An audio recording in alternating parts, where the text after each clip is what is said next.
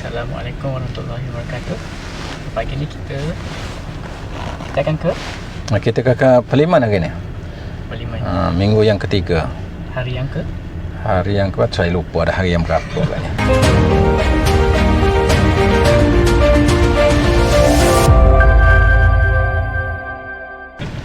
So, Tapi minggu ketiga lah. apa yang akan dimesyuaratkan dalam Dewan hari ini? Pada hari ini akan berlaku yang pertamanya, sesi yang pertama ini adalah soal jawab ataupun pertanyaan kepada menteri. Kemudian selepas pukul 12 kita akan mula perbahasan rancangan Malaysia yang ke-12 yang telah dibentangkan oleh Perdana Menteri semalam. Nampaknya Perdana Menteri semalam berucap panjang, hampir 2 jam lebih, dan banyak perkara yang dikemukakan. Dan pada hari ini ialah giliran ahli-ahli Parlimen yang akan membahaskan rancangan Malaysia yang ke-12 itu. Siapa yang akan mulakan hari Yang bermula mungkin daripada pihak kerajaan dahulu, yang akan membahaskannya. Mungkin diberi dalam 1 jam lebih kurang gitu, dan kemudian diikuti oleh Ketua Pembangkang, iaitu Datuk Seri Anwar Ibrahim. Lebih kurang hampir samalah dengan apa yang dikemukakan oleh pihak kerajaan. Kemudian diikuti oleh kalau tidak silap saya ialah ketua-ketua parti lah, sama ada daripada kerajaan, daripada UMNO, PAS, daripada Amanah, PKR, Bersatu dan sebagainya lah. Itu akan dibahaskan sehingga ke minggu hadapan, lebih kurang itu. So, sekarang baru pukul 9. Ya, kita beransur lah nak pulang, baru turun daripada itu ni, hotel ni. Sebenarnya untuk pergi ke punch card pukul berapa? punch card pukul 10. Dan jarak di antara hotel dengan Parlimen tak jauh, lebih kurang 4 kilo saja, dan tidak jam. Kita ikut jalan belakang. Okey, so YB sekarang bekerja sebagai ahli Parlimen. Mungkin boleh ceritalah apakah peranan ahli Parlimen yang sebenar? Ya, sebagai ahli Parlimen, dia adalah pembuat dasar. Jadi pembuat dasar ini, oleh sebab itulah dalam Sepakatan Harapan dahulu kita telah merancang untuk mengadakan perbahasan di Parlimen ini lebih kurang 90 hari.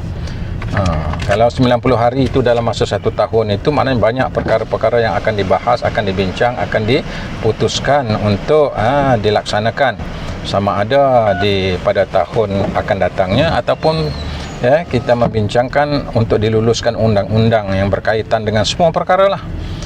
Sama ada dari segi aspek sosial, agama, dari segi aspek keuangan dan sebagainya. Itu dan peranan ahli Parlimen juga sebagai seimbang.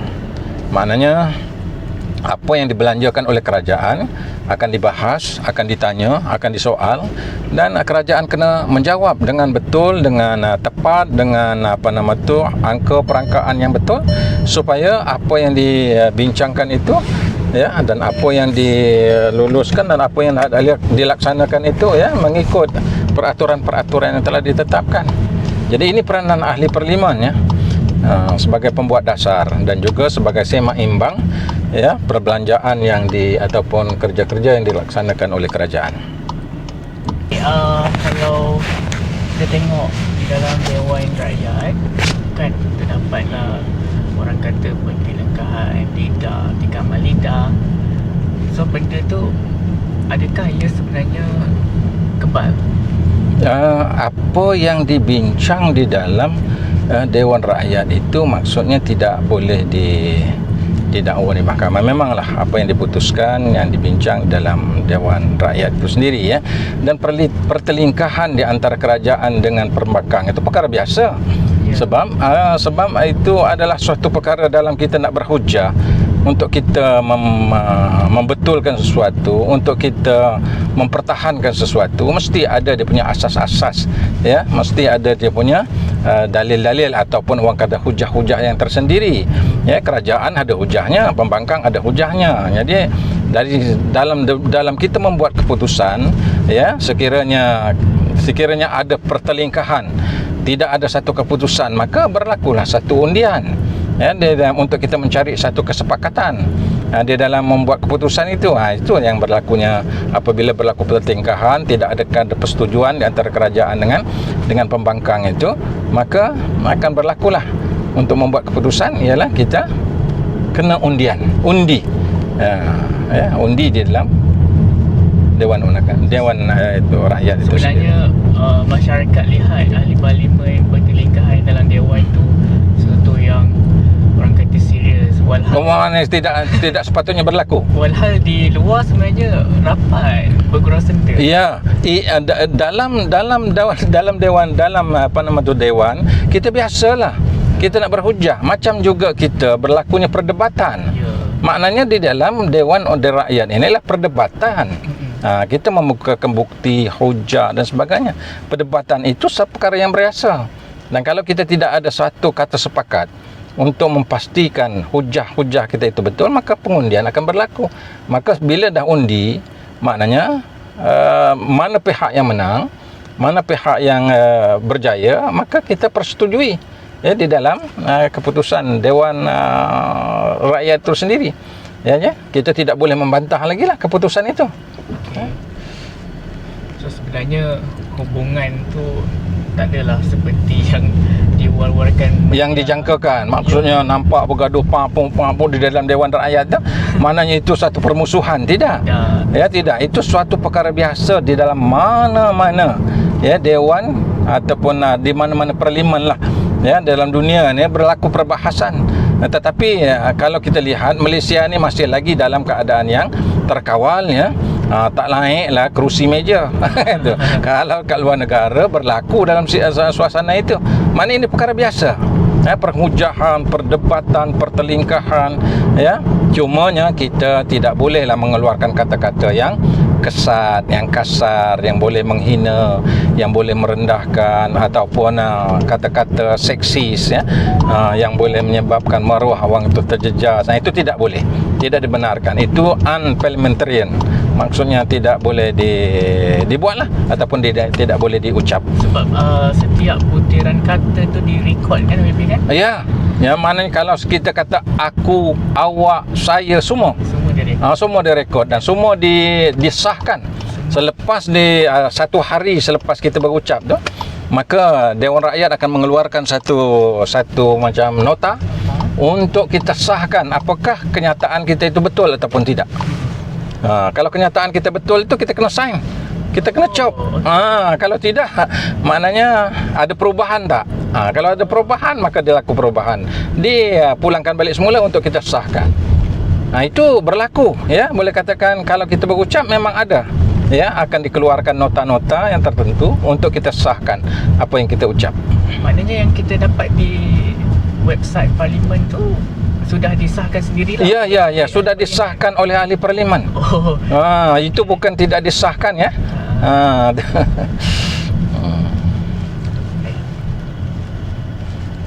Itulah di antara peranan yang dimainkan oleh parlimen, dan oleh sebab itu, ya, maknanya ahli parlimen ini satu tanggungjawab yang berat, ya, bukan suatu perkara yang kecil, ya.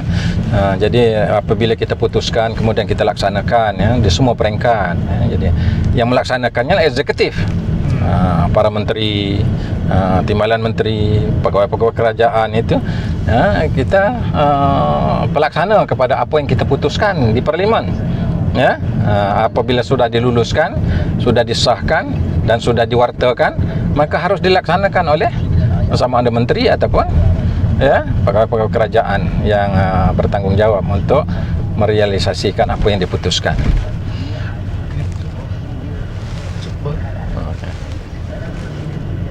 Okey, kita pun dah sampai ke parlimen. Ya, alhamdulillah, tidak lama, ya, kita berjalan, tidak ada traffic light yang sesak, dan insyaAllah kita dah sampai lebih kurang 5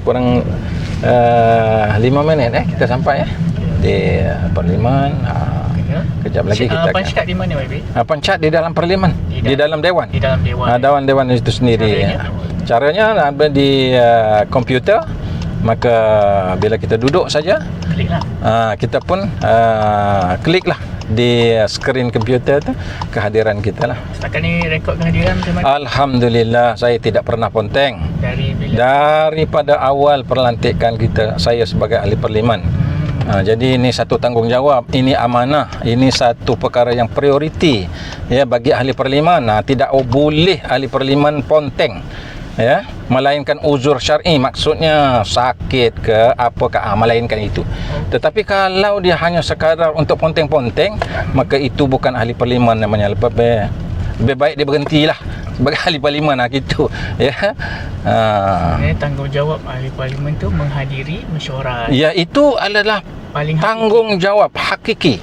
Tanggungjawab hakiki, sebab kita nak memutuskan suatu perkara, membahaskan suatu perkara. Kalau tidak, maknanya kita tidak melaksanakan tanggungjawab. Jadi maknanya pokok pangkalnya gaji yang kita terima itu suatu perkara yang tidak wajar untuk kita terima sepatutnya. Sebab ini maknanya hadir dalam parlimen ialah satu tanggungjawab hakiki bagi ahli parlimen. So turun kawasan tu wajib tak? Turun kawasan itu ialah tanggungjawab para pegawai yang telah diamanahkan, ya, di pejabat-pejabat parlimen. Dan sekali-sekala ahli parlimen wajar juga, ya, turun berjumpa dengan masyarakat, sebab mereka ataupun ahli parlimen adalah dipilih oleh rakyat. Maka dia harus juga berjumpa dengan rakyat untuk menyantuni rakyat. Itu salah satu di antara tanggungjawab yang harus diberikan oleh ataupun yang dilakukan oleh ahli parlimen.